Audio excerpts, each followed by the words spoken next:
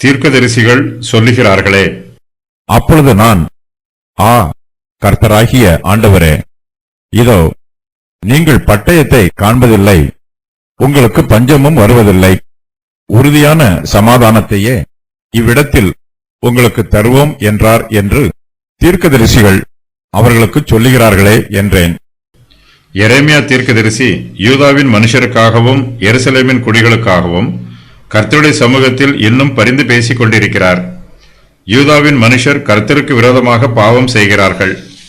அவர்களுடைய பாவங்களுக்கு அவர்கள் காரணமல்ல என்றும், கள்ள தீர்க்கதரிசிகளின் பொய்யான உபதேசங்களே காரணம் என்றும் எரேமியா கர்த்தரிடத்தில் சொல்லுகிறார். நல்ல தீர்க்கதரிசிகள் கர்த்தருடைய நாமத்தினால் பேசுவது போல கள்ள தீர்க்கதரிசிகளும் கர்த்தருடைய நாமத்தினால் பேசுகிறார்கள். தங்களுக்கு பரலோகத்தில் இருந்து கர்த்தருடைய வார்த்தை உண்டாயிருக்கிறது என்று சொல்லி மாய்மாலம் பண்ணுகிறார்கள். மனுஷர் மத்தியிலே சத்தியத்தை பேசாமல் பொய்யை பேசுகிறார்கள். நீங்கள் பட்டயத்தை காண்பதில்லை, உங்களுக்கு பஞ்சமும் வருவதில்லை, உறுதியான சமாதானத்தையே இவ்விடத்தில் உங்களுக்கு தருவோம் என்றார் என்று கள்ள தீர்க்கதரிசிகள் கர்த்தருடைய நாமத்தினால் சொல்லுகிறார்கள். யூதாவின் மனுஷருக்கு சமாதானம் இல்லாதிருந்தும் கள்ள தீர்க்கதரிசிகள் அவர்களுக்கு சமாதானத்தை வாக்கு பண்ணுகிறார்கள். எரேமியா தீர்க்கதரிசி இதை கர்த்தரிடத்தில் மிகுந்த மனவேதனையோடு சொல்லுகிறார். ஆ கர்த்தராகிய ஆண்டவரே, இதோ என்று புலம்பலின் வார்த்தைகளை பேசுகிறார்.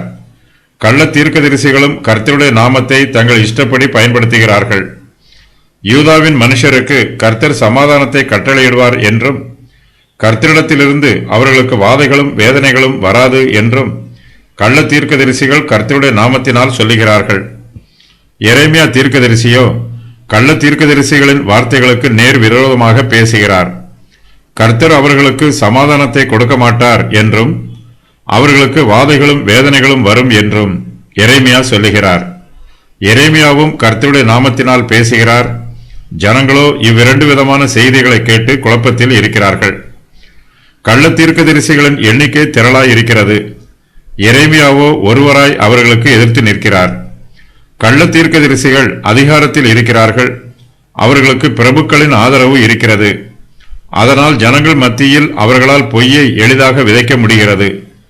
யூதாவின் மனுஷரும் அவர்களுடைய பொய்யான வார்த்தைகளை கேட்டு அது உண்மை என்று நம்பி கெட்டுப்போய் இருக்கிறார்கள். அவர்களுடைய தலைவர்கள் அவர்களை தவறான பாதையில் வழி நடத்துகிறார்கள்.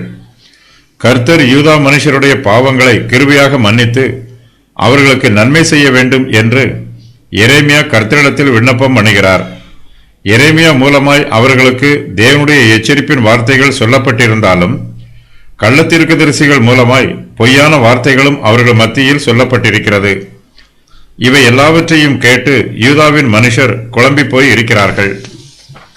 அவர்கள் பாவம் செய்தாலும் அந்த பாவங்கள் துணிகரமாய் செய்யப்பட்ட பாவங்கள் அல்ல. இவை அவர்களுடைய அறியாமையினால் செய்யப்பட்ட தப்பிதங்கள்.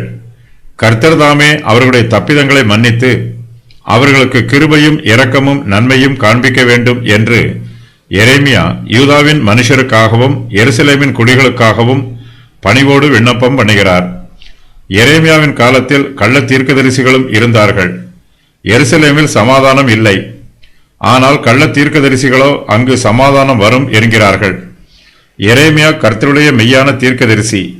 எரேமியாவின் தீர்க்க தரிசனம் எரேமியா 14:12 வசனத்தில் தெளிவாக கூறப்பட்டிருக்கிறது. கள்ள தீர்க்கதரிசிகள் எரேமியாவின் வார்த்தைக்கு நேர்மாறாக பேசுகிறார்கள். எரேமியாவின் புஸ்தகத்தில் மெய்யான தீர்க்கதரிசிக்கும் கள்ள தீர்க்கதரிசிகளுக்கும் இடையே உள்ள முரண்பாடுகள் பல வசனங்களில் தெளிவாகிறது.